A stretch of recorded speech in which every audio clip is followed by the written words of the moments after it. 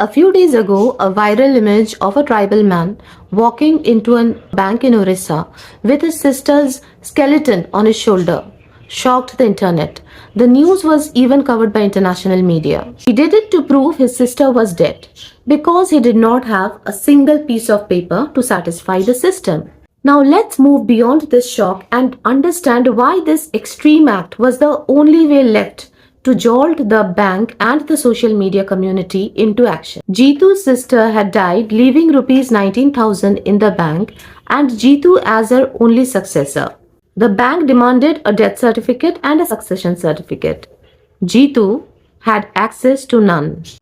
You must be asking, in today's world, where all government procedures are digitized and every procedure is accessible at the click of a button, why was procuring a death certificate so difficult for Jitu? Why did Jitu find it easier to dig up his sister's corpse that had been buried 2 months ago and walk 3 kilometers to the bank, putting aside all social stigma? Well, I asked that question too.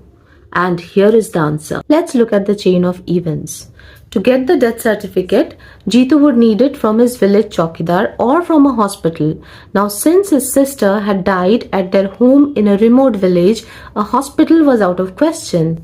Next, the legal succession certificate. In Orissa, you take it from the tehsildar. For that, Jitu had to travel to the common service center, pay a certain fees, and provide documents such as his residential proof, his Aadhaar card, and the death certificate of his sister. This meant traveling multiple times to the block headquarters, paying CSC fees, and waiting for a 15-day public proclamation period where the tehsildar invites objections. While the system looks easy and transparent on paper, in reality, Jitu would need a mobile phone, an OTP, and the ability to track his application status online.